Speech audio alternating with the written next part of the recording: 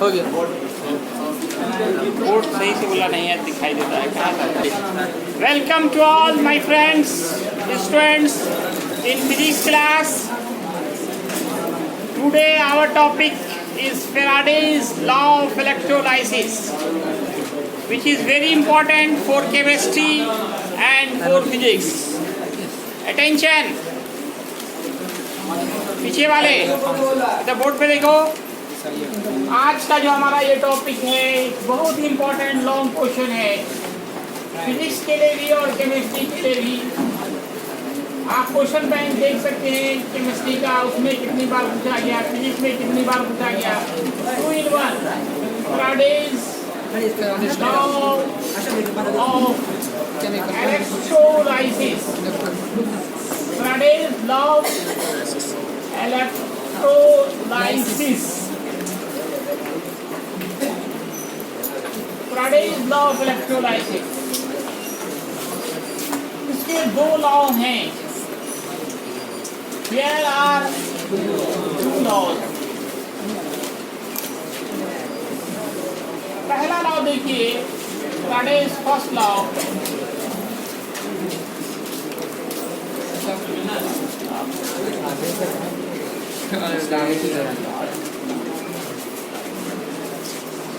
देखिए, जब भी इलेक्ट्रोलाइसिस होता है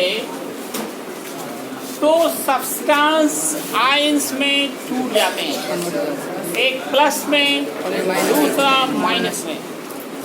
और ये टूट के कहाँ जाते हैं? इलेक्ट्रोड पे डिपॉजिट होते हैं। कुछ चले जाते हैं कैथोड पर और कुछ चले जाते हैं एनोड पर। कुछ कहाँ जाएंगे? कैथोड पे, और कुछ जाकर डिपॉजिट होंगे एनोड पर। तो amount of substance deposited on electrodes किन किन फैक्टर्स पर डिपेंड करते हैं, इन्हीं को एक्सप्लेन किया फैराडे ने 2 लॉ के द्वारा। जब भी इलेक्ट्रोलाइसिस होगा सब्सटेंस आयंस में टूटेंगे, कुछ सब्सटेंस जाकर डिपॉजिट होगा कैथोड पर, और कुछ कैथोड पे कौन जाएगा? कैथोड पे कौन चार्ज आएगा? निगेटिव चार्ज या पॉजिटिव चार्ज? पकड़े रहो नहीं, पूरा हिला के पकड़ रहा है। मन से लगकर काम करो।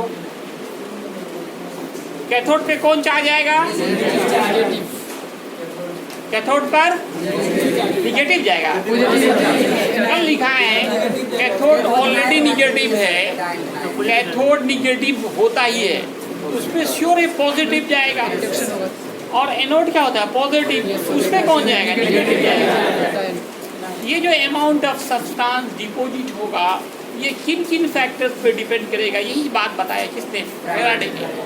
फर्स्ट लॉ कहता है amount of substance deposited on electrodes is directly proportional to the electric charge.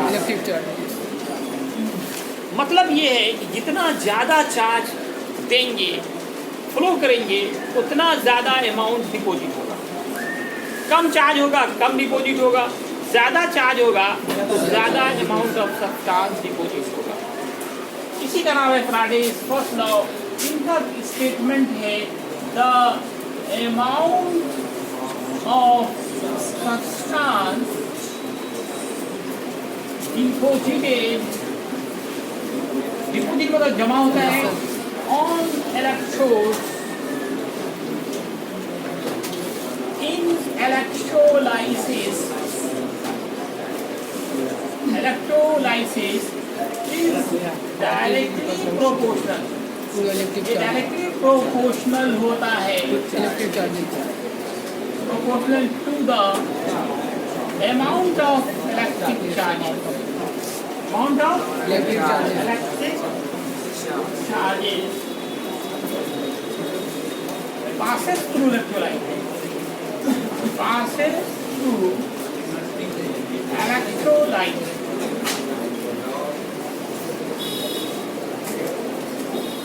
to any electrolyte. That is M proportional Q. Q means charge. M for amount of substance deposited on electrode. यहाँ पे constant Z आता है. Z is called electrochemical equivalent. Z का नाम है electrochemical equivalent. M बराबर क्या हो गया? Z. एक फॉर्मूला बन गया M बराबर Z. M बराबर Z क्या है?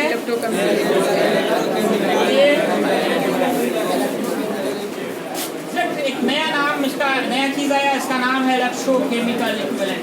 इस फॉर्मूले को चाहे तो Q को हम लिखेंगे I इंटू T. Q का फॉर्मूला होता है electric current into time. Q4 electric charge. Q4 क्या होता है?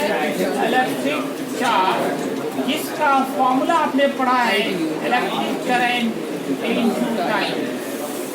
ये है हमारा फैराडेज फर्स्ट लॉ. अब देखिए Faraday's second law. Faraday's second law of electrolysis.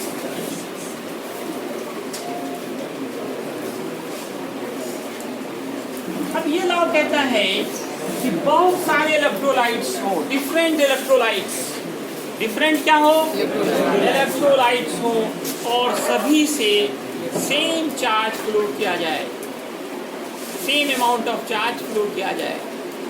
तब इलेक्ट्रोड पे जो अमाउंट डिपॉजिट होगा वह उसके इक्विवेलेंट वेट के directly proportional to the its equivalent wait.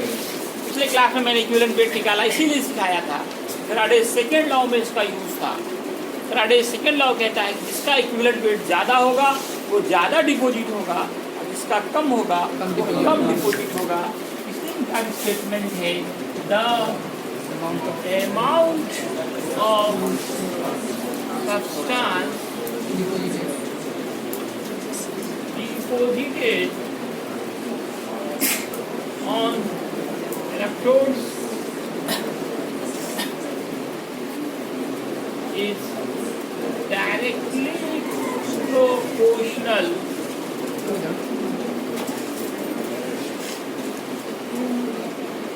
to its equivalent weight. Equivalent weight. ये कब होगा? When same charges flow. Condition यहाँ पे क्या है? Same charges flow through the different electrolytes.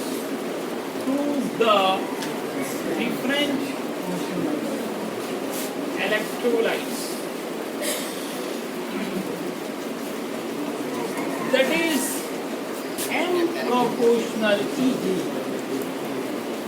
M proportional EG.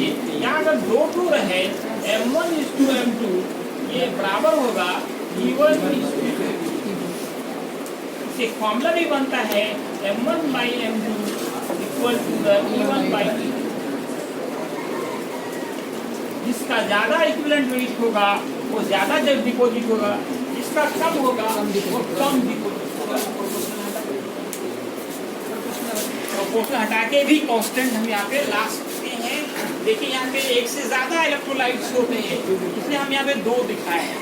एक M1, एक का अमाउंट जो जमा हुआ M1 हुआ और दूसरे का M2 हुआ. ये बराबर हो जाएगा E1 by E2. आप ऐसे भी कर सकते थे M बराबर KE, M1 बराबर KE1, M2 बराबर KE2.